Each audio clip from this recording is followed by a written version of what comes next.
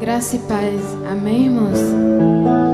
Vamos continuar louvando o nome do Senhor, adorando, exaltando o nome dEle. Nesta manhã chuvosa, nessa manhã que, quando a gente acorda assim, fica com preguiça. Uma chuva dessa, a gente só quer estar enroladinho na nossa cama. Mas que você possa adorar o nome do Senhor, já que você veio aqui nesta manhã. Adore o nome dEle, louve ao Senhor, porque Ele está neste lugar. Então vamos dizer que Ele é nosso Pai, Ele é o nosso Abba Pai.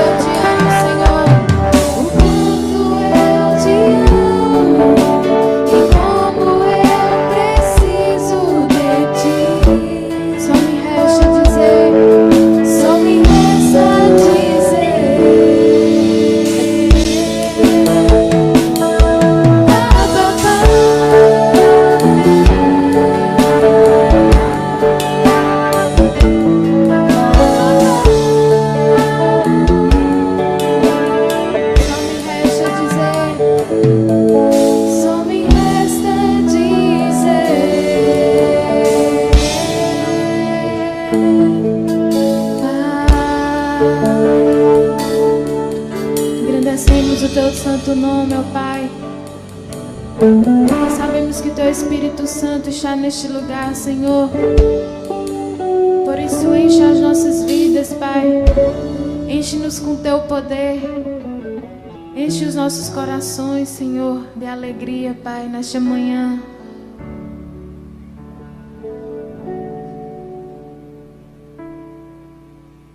Bom dia, irmãos. Eu vos saúdo com a graça e a paz do Senhor. Aos irmãos que estão também acompanhando pela internet, a nossa saudação. E eu desejo nessa manhã compartilhar a estreita ligação entre a morte de Cristo e o eterno amor de Deus. Porque há, sem dúvida, irmãos, dias e semanas que temos a completa sensação de abandono, e eu me refiro à sensação, não a fato, mas a sensação de que Deus nos abandonou ou mesmo nem sequer olha para nós. Se você entrou assim na igreja hoje, ou mesmo está acompanhando na internet, com a sensação de que Deus ouve a todos, menos a você, eu gostaria de lhe mostrar, a partir da morte de Cristo na cruz, que o amor de Deus está para sempre confirmado naquilo que Cristo já realizou na cruz do Calvário. E que verdades podemos extrair para a nossa vida. Queremos fazer isso tudo a partir de Romanos capítulo 8, versículos 31 a 39, embora agora só leremos o versículo 32. Romanos 8, versículos 31 a 39.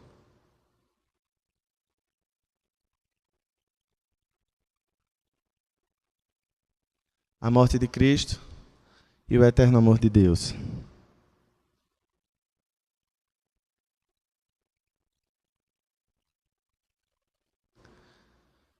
Você que encontrou, leia apenas comigo o verso 32 e depois mantenha a Bíblia aberta, todo o texto. Assim nos diz a palavra do Senhor. Aquele que não poupou o seu próprio filho, antes por todos nós o entregou, porventura não nos dará graciosamente com ele todas as coisas? Vamos ler novamente? Aquele que não poupou o seu próprio filho, antes por todos nós o entregou, porventura não nos dará graciosamente com ele todas as coisas? Oremos mais uma vez. Meu Pai, graças te damos por tua palavra. Graças te damos pela morte do teu filho na cruz. E o que te pedimos, ó Deus, é que, à luz desse fato, as nossas emoções se aquietem e que o Senhor ministre, Deus, com graça, ó Deus, nos convencendo de que essa é a prova cabal do teu amor para com a nossa vida. Edifica a tua igreja, edifica aqueles que estão ouvindo na internet e glorifica o teu nome neste lugar. É tudo o que te pedimos, em nome de Jesus. Amém. Meus queridos, Agostinho disse: entrego o meu passado às misericórdias de Deus, o meu presente ao seu amor e o meu futuro à sua providência. Para ele, passado, presente e futuro encontravam resposta em Deus e somente em Deus. Ele também disse: fizeste-nos para ti, e inquieto estará o nosso coração enquanto em ti não repousar. Mas esse texto que nós acabamos de ler, especificamente o versículo 32, ele nos mostra de maneira muito clara como o passado e futuro são resolvidos.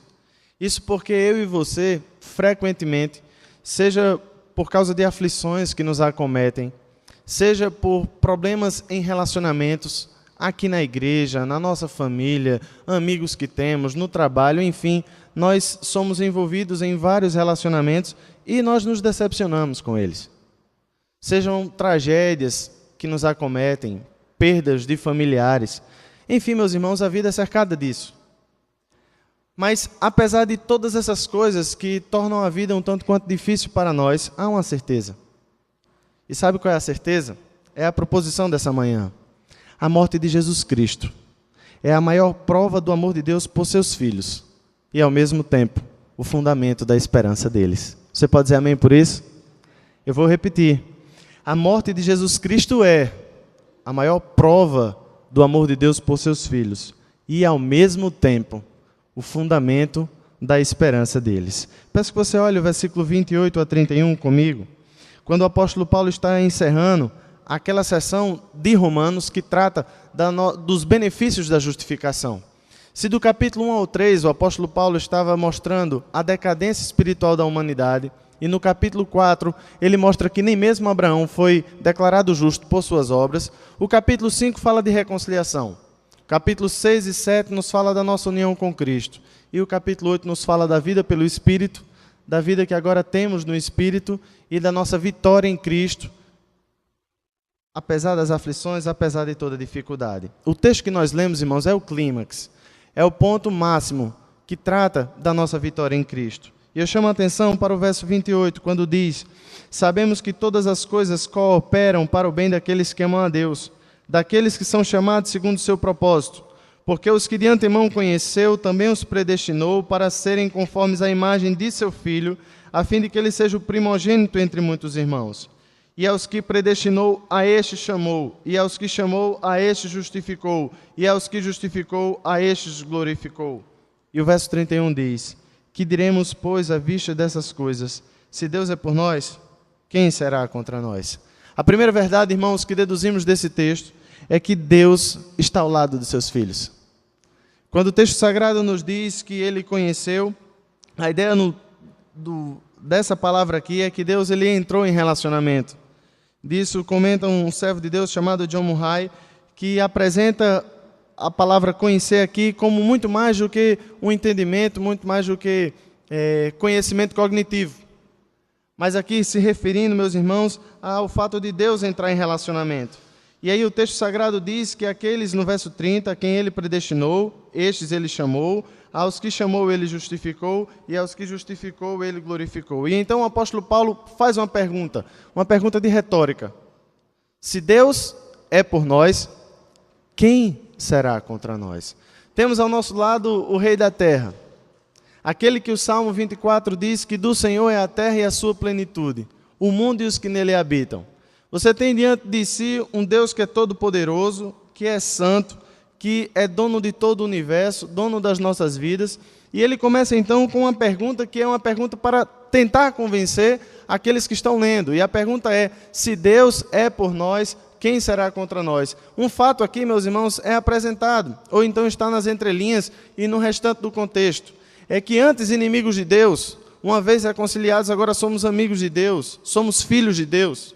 E o raciocínio é o seguinte: se Deus então em Cristo, ele remove a ira que seria justamente aplicada em nós, se ele agora, se foi removido o que contra nós pesava, o que nos era contrário, quem será contra nós?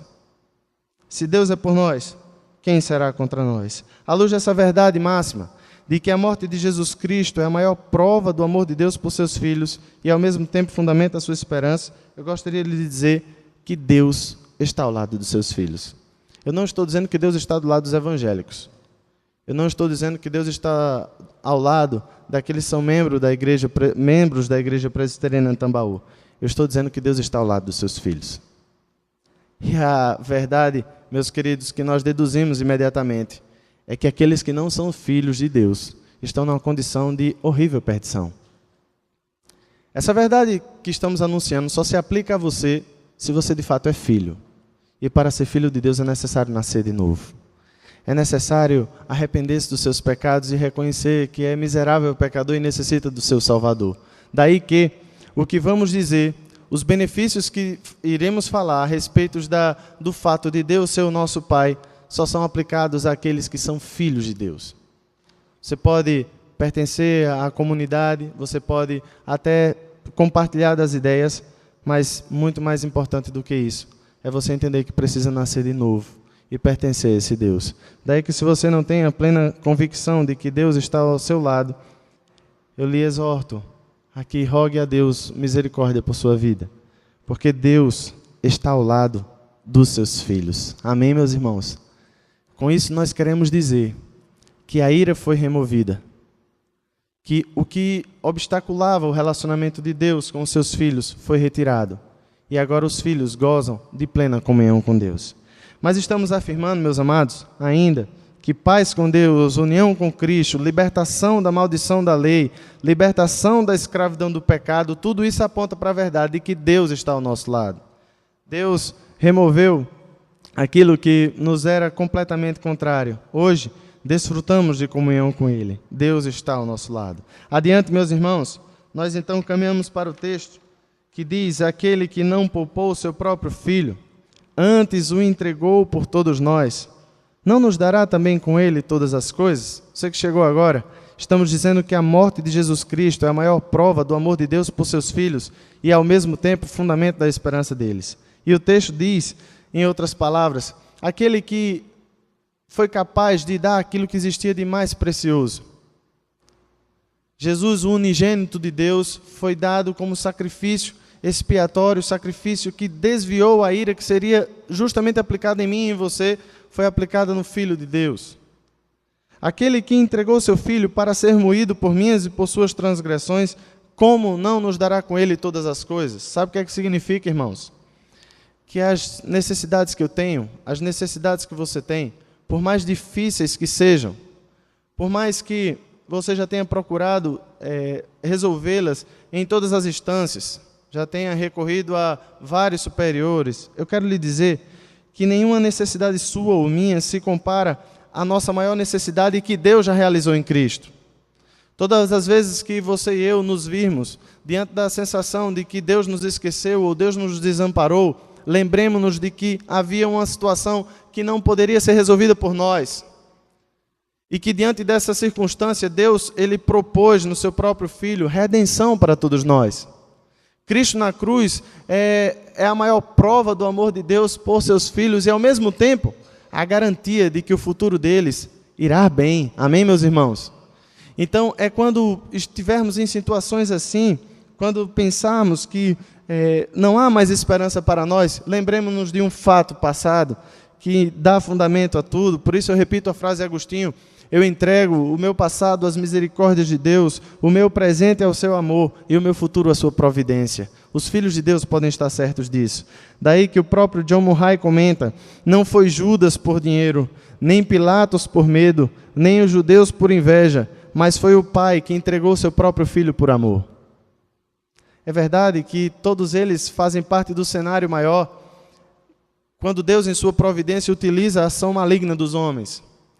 Na cruz do Calvário você vê nitidamente Judas entregando por dinheiro, por algumas moedas de prata, Jesus. Você vê Pilatos com medo, você também observa que os judeus têm inveja de Jesus, mas dentro desse cenário, meus irmãos, há uma perspectiva maior de um Deus que governa todas as coisas e que enviou o seu próprio Filho para morrer na cruz. Em outras palavras, meus irmãos, a verdade que podemos deduzir do versículo 32 é que Deus sempre fará provisões para seus filhos. No primeiro momento nós afirmamos que Deus está ao lado dos seus filhos, podemos estar certo, pastor Robson, de que Deus sempre fará provisões para seus filhos. Eu não estou dizendo que Deus vai lhe dar aquilo que você quer, nem muito menos aquilo que você sonha, porque Deus, meus queridos, não está interessado em resolver os anseios da nossa alma, no sentido de fazer-nos ter a nossa satisfação realizada. Esse não é o compromisso de Deus. Mas o compromisso de Deus é que tudo aquilo que você precisa, Deus lhe dará. Amém, meus amados? Deus sempre fará provisões para seus filhos. Quando você se vir perturbado, ou mesmo angustiado, ou quando suas sensações tentarem lançar dúvidas à sua mente a respeito do amor de Deus por você, leia o versículo 32 do capítulo 8 em Romanos.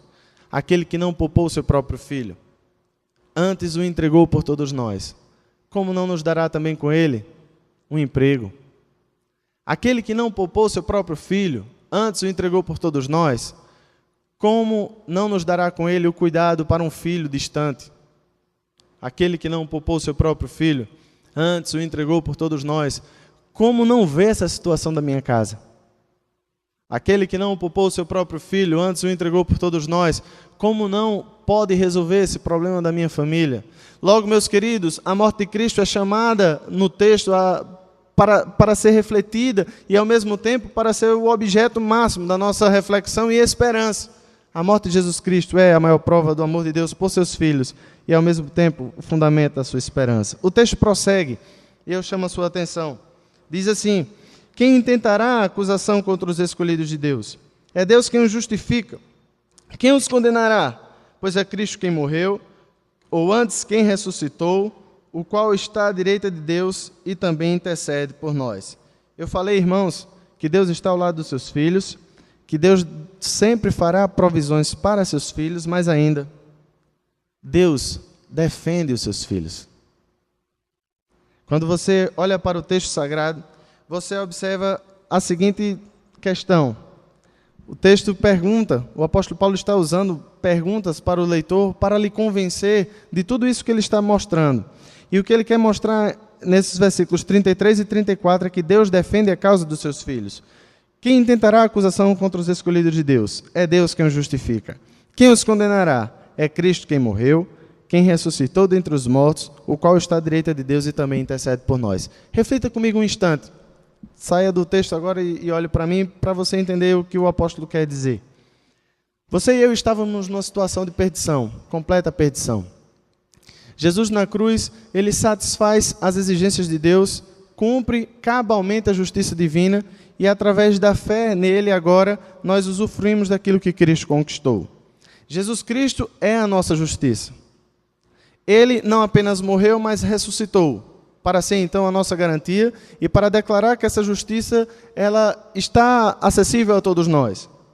Então imagine que o apóstolo Paulo, que conhecia muito de direito, que conhecia muito da cidade e do Império Romano, ele agora apresenta a seguinte questão. Ele pinta um quadro de um tribunal. E então ele apresenta o fato de que o Supremo Juiz está do nosso lado.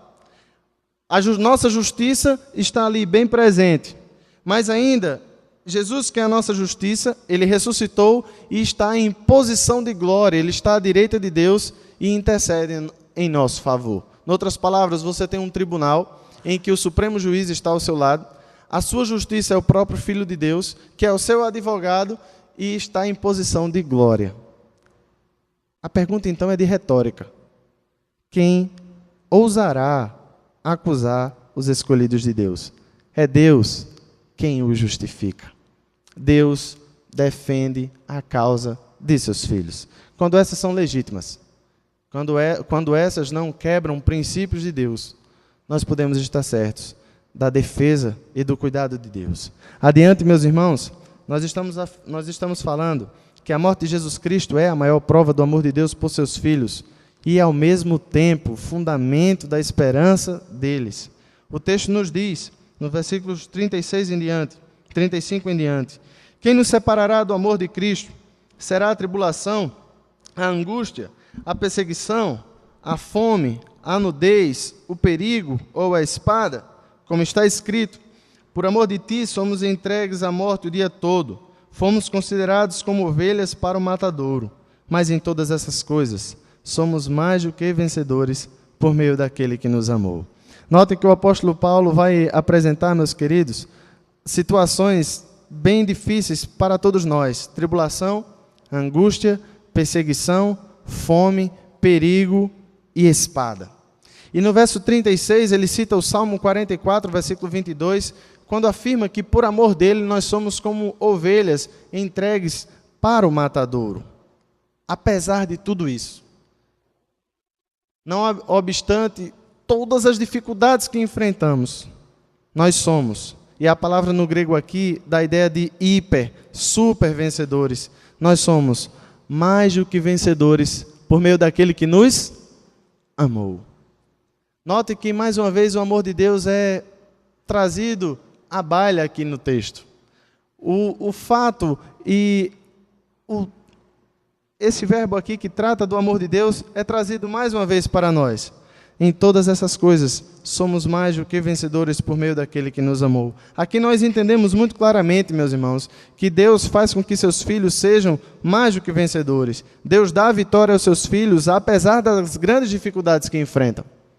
E por isso, meus amados, todas essas verdades que giram em torno dessa maior, elas somente consubstanciam, somente elas confirmam a ideia de que a morte de Jesus Cristo já é a maior prova do amor de Deus por seus filhos e ao mesmo tempo fundamento da esperança deles. Mas caminhem para o final comigo. Nós afirmamos que Deus está ao lado dos seus filhos, que Deus sempre fará provisões para seus filhos, que Deus defende seus filhos, que Deus faz seus filhos vitoriosos ou dá vitória apesar das grandes dificuldades. Mas ainda, meus amados, e aqui é a conclusão do apóstolo Paulo, este amor que está demonstrado na morte de Cristo, apesar das nossas sensações, apesar daquelas impressões de perda ou de abandono, este amor de Deus por seus filhos é inabalável. Escute bem o que eu quero lhe dizer. Se você é amado por Deus, se você é filho de Deus e é amado por Deus, e a maior prova disso foi a morte de Cristo na cruz, você pode estar certo de uma verdade: é que este amor de Deus por seus filhos é inabalável. Observe comigo os versículos 38 e 39. Porque eu estou bem certo de que nem a morte, nem a vida, nem os anjos, nem os principados, nem as coisas do presente, nem do porvir, nem os poderes, nem a altura, nem a profundidade, nem qualquer outra criatura poderá separar-nos do amor de Deus que está em Cristo Jesus, nosso Senhor. Em outras palavras, meus irmãos, o amor de Deus por seus filhos é inabalável.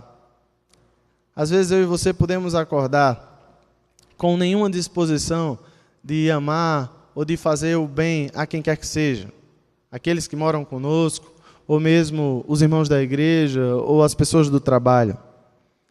Mas eu gostaria de lembrá-los que Deus não sofre de nenhuma patologia, Deus não sofre dos nervos, Deus não tem complexos. E, sendo assim, nós podemos estar certos que aquele amor que foi demonstrado tão claramente na cruz, ele é um amor presente hoje e o será amanhã e para todo sempre, porque o amor de Deus por seus filhos é inabalável. Escute o que eu gostaria de ler para você. Se há algo muito claro nesse texto, é que nada pode separar o eleito do Senhor do amor divino. Angústias, dúvidas, toda coja de demônios, ou mesmo o pecado, nada no presente ou no porvir, poderá provocar mudança no relacionamento pactual entre Deus e seus filhos escolhidos. Um consolo bendito, apesar das perdas, das dificuldades do cotidiano, das crises de fé, das inclinações ao pecado, de todo o inferno. Deus permanece imutável e o seu decreto inalterável. Os eleitos benditos são obras-primas do Pai, planejadas antes que o mundo fosse criado. Fomos amados e seremos para todo sempre. Os eleitos estão assegurados no eterno e imutável afeto divino. Nunca correremos o risco de acordar com o mau humor de Deus e que Ele mude seus planos em relação a nós. Ele não muda, nunca mudou e não mudará. Não foram nossos méritos. Foi uma única fé que Ele mesmo nos deu. Não foram questões estéticas ou étnicas, mas simplesmente amor. Deus nos amou, Deus amou seus eleitos de forma tão especial, e desta condição jamais sairão. E aí, amados, eu gostaria de concluir com uma citação de Charles Spurgeon, que para mim, pastor Robinson, é uma das melhores descrições depois da Bíblia a respeito daquilo que seria a nossa sentença, o castigo eterno. Charles Spurgeon, no seu livro Livre-Arbítrio, um Escravo, ele pintou o quadro, para mim, meus irmãos, uma das melhores declarações acerca do que seria a nossa condenação eterna. E ao ler esse texto, eu gostaria de que você refletisse um pouco qual seria o seu e o meu destino e do que Cristo na cruz nos livrou. Escute bem. A alma está diante do Criador. O livro é aberto. A sentença é declarada. Apartai-vos, malditos. Tudo se escureceu com a reprovação do Criador. A alma foi lançada nas profundezas da escuridão, onde habitará com outras na morte eterna. Seu leito é um leito de chamas. Vê coisas horrendas. Ouve apenas gritos, lamentações, choros e grunhidos. Resmungo, reclamação. Tudo o que sente são dores alucinantes. Olha para dentro de si e não encontra consolação, pois o verme da tortura já penetrou todo o seu ser. Em sua volta só há atormentadores. Não conhece a esperança da libertação. Já ouviu o eterno ferrolho do destino, fechando a porta da terrível prisão, e viu Deus tomar a chave e jogá-las nas profundezas da eternidade para nunca mais ser achada. A alma deseja ardentemente que a não existência a possa tragar, mas está eternamente morta. E quando a eternidade tiver dado incontáveis voltas, a alma perdida ainda estará lá, para todo sempre, vendo escrito sobre a sua cabeça: és maldita para sempre, ouvindo ecos por toda a eternidade, com terrível estrondo e pavoroso ruído da voz que para sempre troveja: apartai-vos, malditos. Charles Spurgeon. Foi disto que Cristo lhe livrou. Cristo lhe livrou da condenação eterna, se é que você é filho de Deus. E assim sendo, eu gostaria de concluir lhe dizendo que Cristo lhe livrou deste lugar, desta condenação, da qual eu e você éramos dignos. Ele na cruz, vertendo o seu sangue, Ele nos livrou da ira divina. E assim, meus queridos, quando afirmamos que a morte de Cristo na cruz é a maior prova do amor de Deus por seus filhos e, ao mesmo tempo, o fundamento da esperança deles. É de que, se Deus foi capaz de lhe livrar desse lugar, de uma condição da qual eu e você não teríamos por nós mesmos nada para que pudéssemos sair dela, eu gostaria de lhe dizer: Deus lhe ama. E vai lhe amar amanhã. E vai lhe amar para todo sempre. E se lembre disso.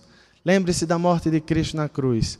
Lembre-se da oferta, do presente de Deus para os pecadores, que foi seu próprio, perfeito e unigênito Filho de Deus. E assim, como Agostinho, e que já citei, entregue o seu passado às misericórdias de Deus, o seu presente ao seu amor e o seu futuro à sua providência, crendo que aquele que não poupou seu próprio Filho, antes o entregou por todos nós, como não lhe dará juntamente com ele todas as coisas. Confie, portanto, neste amor. Diante de tudo isso, precisamos confiar neste amor.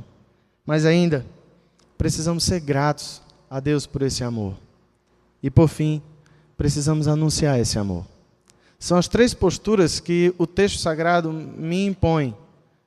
São posturas que o texto sagrado e a exposição do amor de Deus lhe conclama a agir.